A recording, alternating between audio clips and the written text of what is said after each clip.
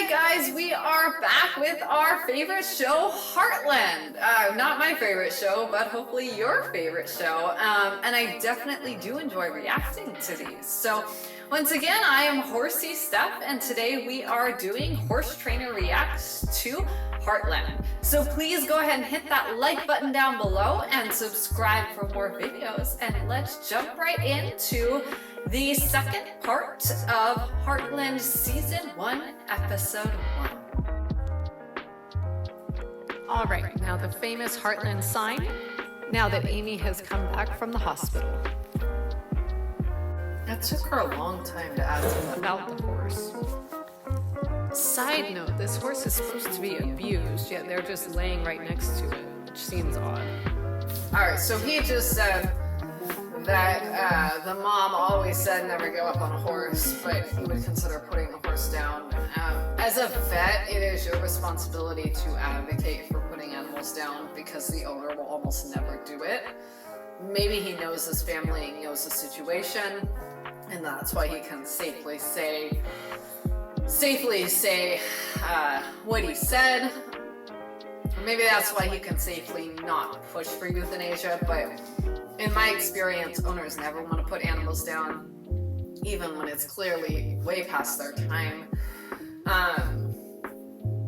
And I get it, it's the hardest decision to make, but it is way better to put an animal down a day too early than a day too late. It is the last kind act you can do for your pet, and I strongly believe that. Alright, so they have a horse panicking in a trailer. All right, this is a really dangerous situation. There is no part of me that would ever participate in this. I think I've said this in a reaction video before, last week maybe. If the horse is panicking in the trailer, then don't put them on the trailer. You never want to get into a situation where you're trying to keep a horse that's panicking from leaving a trailer, or really in a situation where you're trying to prevent a horse from escaping a trailer in any way. The only instance where you might put a little pressure on the horse to stay in the trailer is a horse that's very calm, very relaxed, stands in the trailer, and then at some point decides they want to leave. And then you might say, I'm going to make it a little uncomfortable for you to leave because I actually really want you to stay. But if you're working with fear, then that is not a place to work on the trailer. The horse needs to be relaxed, confident, and curious to get in the trailer. They need to then stay relaxed while in the trailer before you can lock them in and actually be effective in trailer training them. Otherwise, you're just shoving a scared horse into a confined space where they can blow up and get extremely hurt, much less hurt your equipment and people involved in it. Just imagine you're trying to close that door and the horse comes over top of you or something similar. It's dangerous for you, it's dangerous for the horse, it's dangerous for the trailer. It should never happen. So I'm not sure what they're trying to do in this instance, but it is a dangerous situation where the horse is panicking. It did get out of the trailer. I'm sure they're going to put it back on and try to just be quicker and getting it locked on. But that is not called trailer training. Yeah. Have fun on.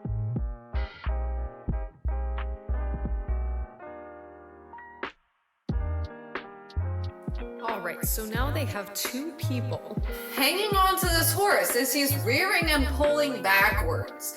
Adding another person to get this horse to not run away is not solving the problem.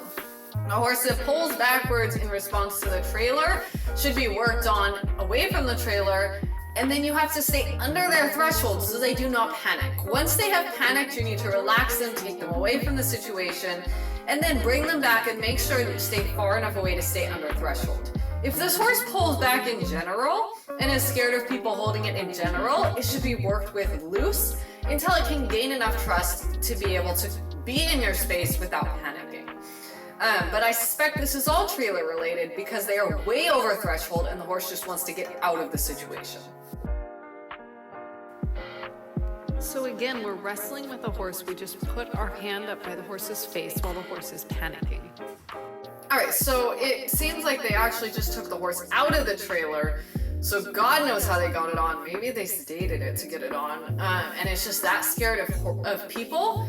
So if it's that scared of people, they don't need to be up against the horse. The grandfather is trying to grab the horse right below his chin and touch his head. None of that needs to happen. If he's terrified of people, get a really long lead rope, let him stay far away from you, or freaking herd him into wherever you want him to be.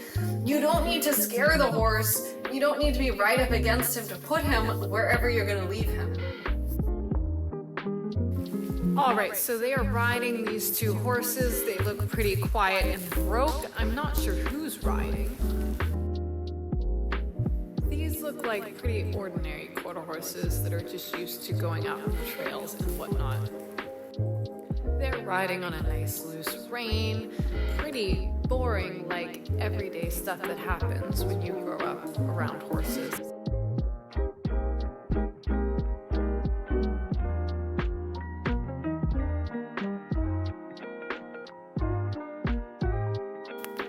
So the car drove by and worried the horses a little bit, and now she's taking off after him. I'm not sure why. It seemed actually like he was quite polite. He slowed down, he didn't drive that close to them. The horse reacted, that's not really his problem. I want to know what kind of idiot revs his truck around a horse. All right, she's all upset because he revved his truck, but he didn't really rev his truck. She's just being rude to be rude, and now she's getting really heavy on the horse's mouth for no reason. The not smoking at the barn is actually a good idea. There's a lot of flammable things, hay and whatnot. So I get why they might have a no smoking policy and why she might have been upset about that. But she's really just looking to start a fight about something. A lot of people won't insure farms that have a smoking policy in addition because of the additional liability with the hay.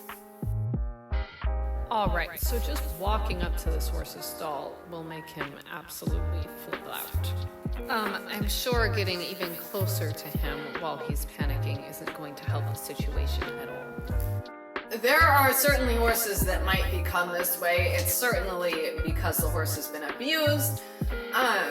The solution would not be to come closer to the horse. So the first thing you want to do if he's that panicked is to stay, again, under threshold. Everything that involves problem horses involves staying under threshold. And horses with fear issues get over threshold very easily. So if being at the stall door puts him over threshold, you retreat to wherever you are under threshold, meaning he is not panicky, he is not scared, he might be slightly uncomfortable. Uncomfortable is okay, because that's still under threshold. Panic is not okay. So she should be going farther away, and she should just be sitting extremely quietly until he gets accustomed to that, then maybe talking, moving a little closer, etc., so that she can stay under threshold, build up his confidence that she's not going to do anything, she's just there around him, and that he doesn't need to worry about her. So now she's retreating. I mean, that's a good idea, but I think it's really because she doesn't want to deal with him. Alright, so the horse is panicking again, I assume because she walked in the barn, and she's going to use it to comfort herself instead of caring that her presence is scaring the horse. That's the complete opposite of actually training a horse.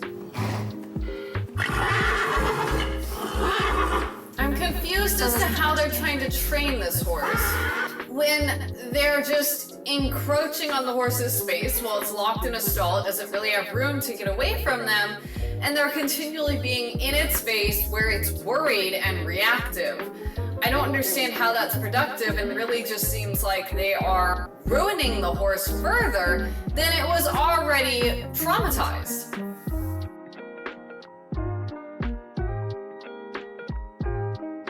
The poor guy, Ty, I guess his name is, that didn't realize he was hired to clean stalls.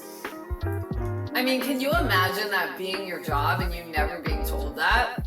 And then to make matters worse, they send him in a stall with an actual horse in it, and he has no experience with horses. And the horse is the one that's terrified of people. It's just like, why would you do that to the poor guy? Except not that one. No, not that one. Of course, you told him that after. You know, this horse actually, he doesn't look that scared. He really just looks like he's tossing his head and rearing and playing. It looks more like an overly excited Liberty horse that maybe has a little bit too much drive and needs to be calmed down a little bit. And that might be how they actually train this horse to react that way. Might actually just be a little overly excited with maybe some food rewards for becoming kind of aggressive seeming.